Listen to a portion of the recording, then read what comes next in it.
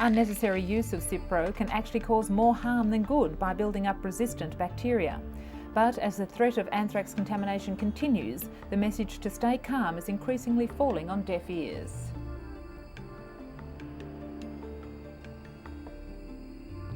As more people are being treated with the now famous antibiotic, stockpiling and misuse of the drug is becoming a major concern. Capitol Hill staff and US postal workers are already treating Cipro like an old friend during difficult times. The wonder drug kills most bacteria, so the body's immune system can fight toxins released into tissue by the anthrax. But doctors warn this drug must be used very carefully.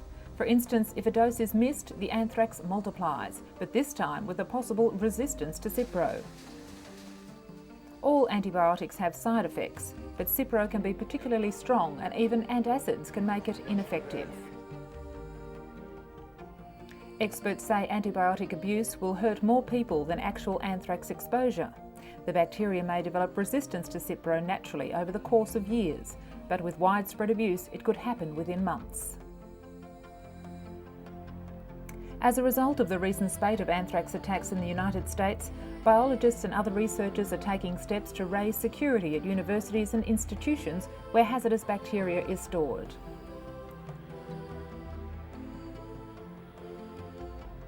They, more than most, would understand the dangers the viruses pose.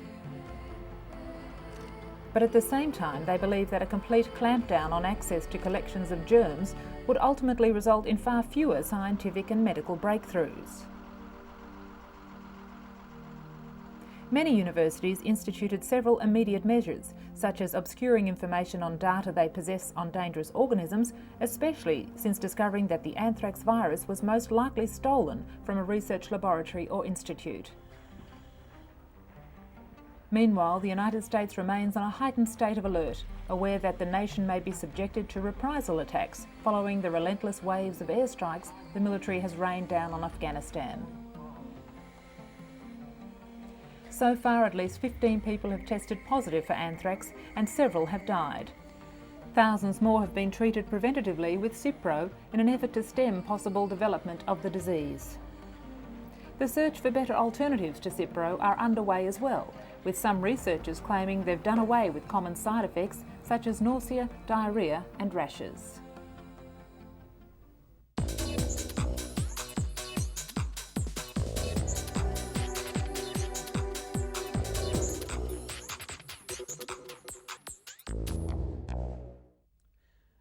Delia Gamboa suffers from postpartum depression, a crippling condition which affects more than 15% of new mothers.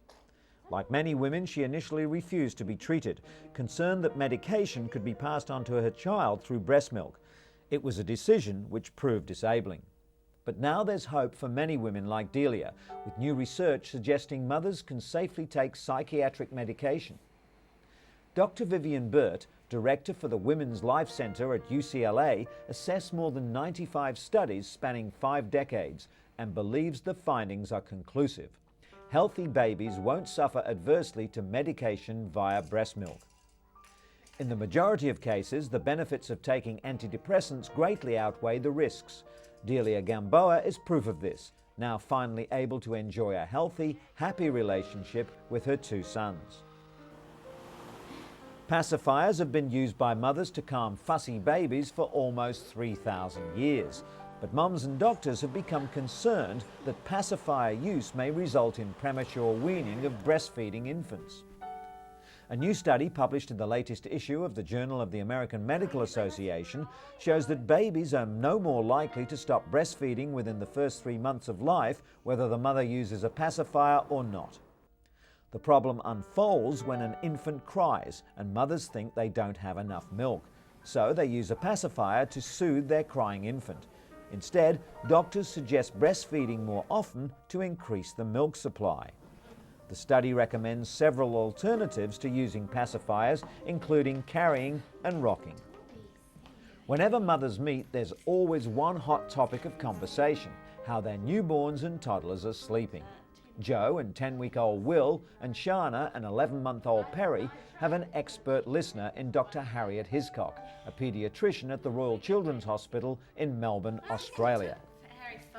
Dr. Hiscock has surveyed 740 new mothers who've had problems with their child's sleep. She advised them when to calm their fussy babies and when to let them cry, which not only ensured better sleep, but helped the mums ward off postnatal depression. The controlled crying approach thus improves the well-being of both child and mother. Sally Bernard takes a break from her hectic schedule to visit with her 13-year-old son Bill. He was diagnosed with autism at age 4, but she says he showed symptoms almost 2 years earlier. Just down the hall at a Cambridge, Massachusetts hotel conference room, Sally takes part in the first public hearing on the risks of mercury used as preservatives in several childhood vaccines. Hundreds of medical experts also attend the gathering before the US Institute of Medicine, including Dr. Jeff Bradstreet, who's studying the mercury levels in about 200 autistic children. He believes they had many times more mercury as other healthy infants and suspects that mercury may cause autism. Studies have shown at just 3 months, some infants receive more than 100 times the EPA safe limit for mercury. But whether these exposures cause developmental disorders warrants more research. The FDA says older vaccines still contain thimerosal, a preservative containing mercury. But all childhood vaccines are now available without this preservative. And so we come to Ganga and Jamuna Shrestha. They were discharged from Singapore General Hospital recently and were able to go home with their parents to Nepal. The now separated Siamese twins will live in the Nepalese capital, Kathmandu, with their family and will be supported by a team of medical experts from Kathmandu Hospital.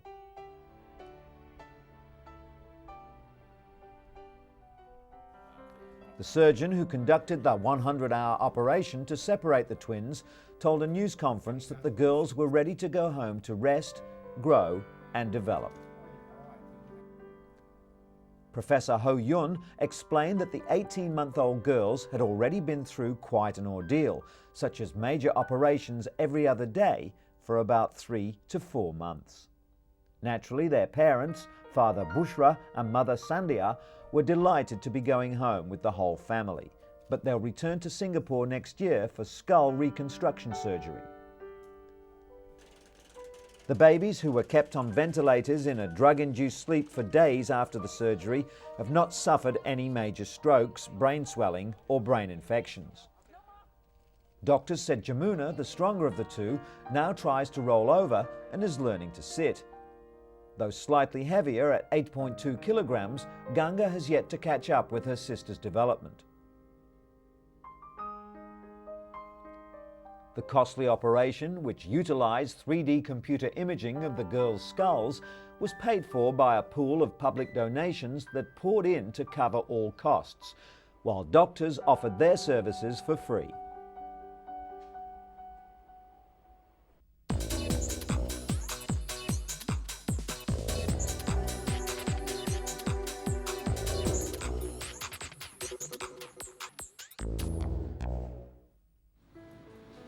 Architect Alison Dunn has multiple sclerosis, a neurological disease that strikes younger people. While severe MS symptoms include paralysis, Alison suffers a milder form known as remit and relapse. Under current guidelines, doctors could only diagnose her after the second attack, but now there are new international guidelines being launched to diagnose the illness in far less time. MRI scans will now be done as soon as a person suffers their first attack. The brain images are so advanced that they can quickly expose the MS lesions before nerve damage becomes more pronounced.